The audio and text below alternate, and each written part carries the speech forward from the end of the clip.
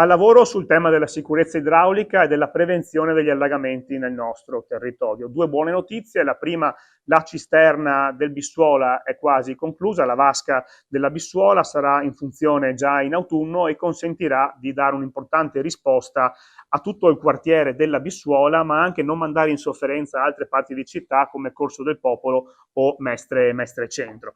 Poi un'importante notizia riguarda invece l'investimento di 9 milioni di euro che questa amministrazione ha messo a bilancio in un biennio per intervenire puntualmente su alcune aree che storicamente sono più esposte al fenomeno degli allagamenti. Quindi interverremo su Marghera, area via Mameli, via della Fonte e via Carrara e via Ferrara, interverremo su Caemiliani, su Villabona e Catene, importanti interventi anche nella Bissuola, puntualmente nell'area di via Casona e vie limitrofe, Gazzera e Asseggiano, zone che negli ultimi anni hanno dato significativi problemi legati al appunto smaltimento delle acque così concentrate.